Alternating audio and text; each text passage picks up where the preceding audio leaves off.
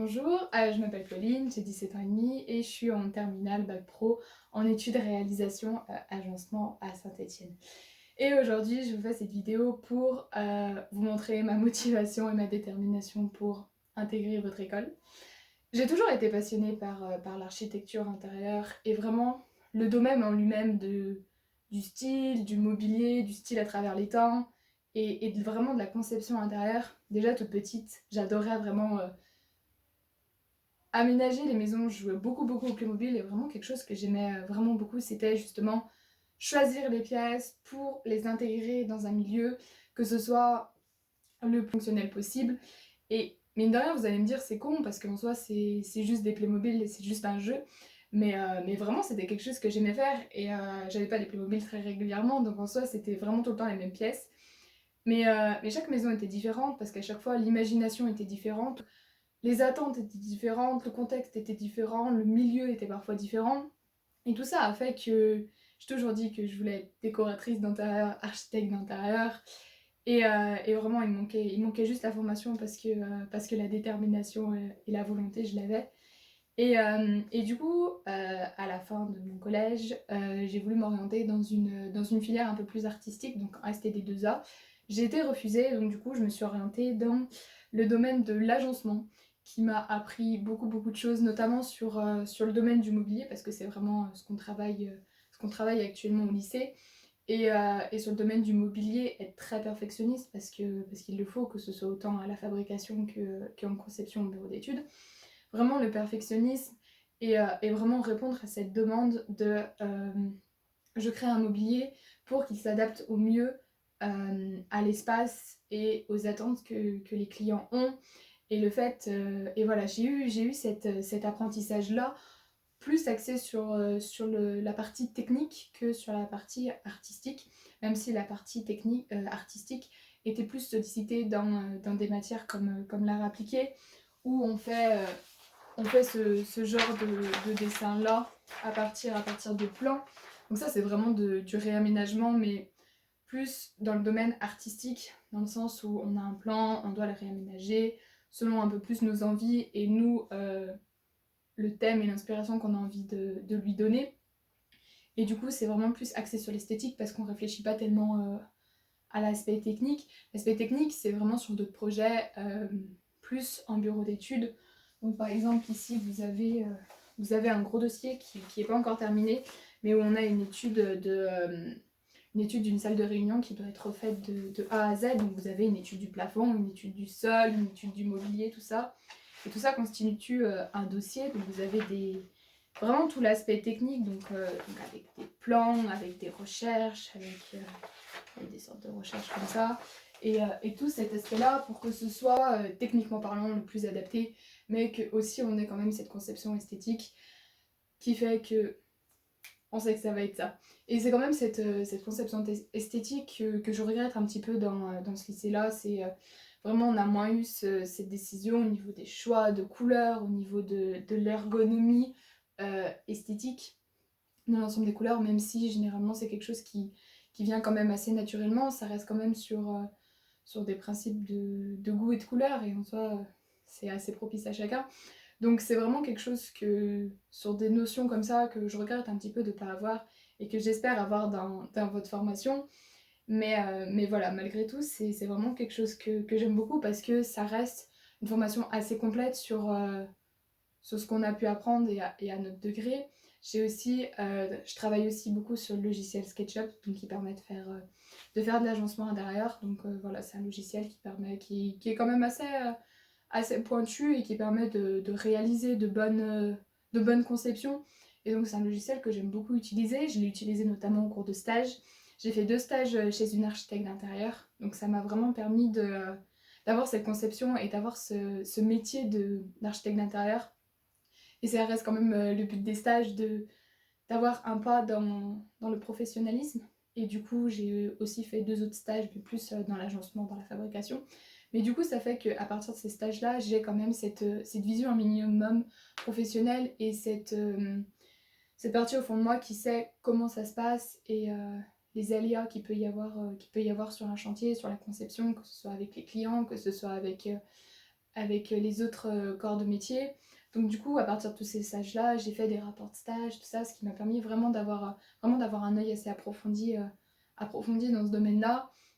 Et du coup, c'est quand même quelque chose que j'ai beaucoup aimé d'être investie vraiment. Et j'avais une architecte d'intérieur qui m'investissait vraiment dans les domaines. Donc j'ai pu créer plusieurs cuisines pour répondre aux meilleures caractéristiques. Donc à partir d'un plan vide, je devais réintégrer une cuisine.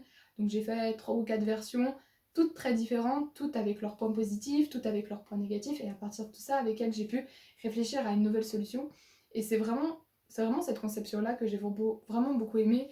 Et c'est vraiment de l'architecture d'intérieur, c'est réfléchir avec les avantages et les inconvénients de chaque partie, réfléchir à vraiment la conception la meilleure, la conception la plus adaptée. Et c'est vraiment ça ce que le client recherche et ce que je recherche aussi. Qu'est-ce que je peux vous dire d'autre que j'aime beaucoup? L'histoire des styles, c'est une matière qu'on a à l'école et c'est vraiment une matière qui me passionne beaucoup, que ce soit par l'étude des styles et vraiment par le génie, entre guillemets, que certains architectes ont eu, que ce soit comme Le Corbusier, comme ce soit comme Jean Prouvé. C'est vraiment des avant-gardistes qui ont su vraiment être en avance sur leur temps et anticiper la demande. Et c'est vraiment quelque chose d'assez fort parce que même que ce soit l'époque du modernisme, elle est encore aujourd'hui vraiment très très présente. Ou alors vraiment, on est vraiment dans un mode de vie où les choses anciennes reviennent à la mode, que ce soit les années 50 ou comme je le disais, le modernisme, c'est vraiment quelque chose qui est très présent. Et je trouve l'étude de ces styles, l'étude de vraiment, nous, le mobilier, parce que ça reste quand même le domaine de notre filière, mais vraiment l'histoire des styles et l'histoire de l'architecture, c'est vraiment quelque chose qui m'intéresse beaucoup. Je pense que mon style préféré, ça reste le style grec. C'est vraiment un style sur lequel j'ai vraiment été très très embaumée par ce style que je trouve assez pointu et assez impressionnant parce que l'art grec en lui-même reste très, très impressionnant par ses édifices ou par le détail qu'on peut apporter sur des colonnes, sur des chapiteaux. Et vraiment, je suis très admirative de ce qu'on arrive à faire sur des bâtiments, sur l'intérieur des styles. Et c'est vraiment quelque chose qui me touche beaucoup. Et j'aime étudier ces styles-là. Et c'est aussi ce qu'on fait en cours, c'est étudier les styles.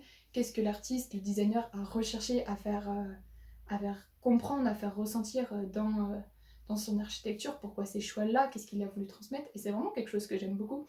Et c'est aussi quelque chose que j'aime faire ressentir. J'ai choisi ces coloris pour que vous ayez ce ressenti-là. Pas forcément le même, mais pour que ça vous crée de l'émotion. Et je trouve que c'est ça qui est important vraiment dans l'architecture d'intérieur. C'est pas seulement créer un espace, c'est faire vivre l'espace et lui donner, lui donner vie, le faire exister.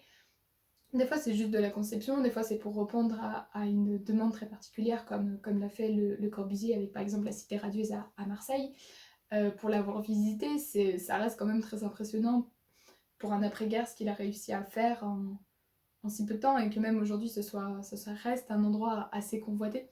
Donc c'est vraiment un domaine, je trouve, qui reste très fascinant, même si aujourd'hui, il y a vraiment beaucoup de demandes. Et je pense que le fait qu'il y ait beaucoup de demandes, ce soit pas un mal en soi, parce que ça oblige les gens réellement à se réinventer très quotidiennement.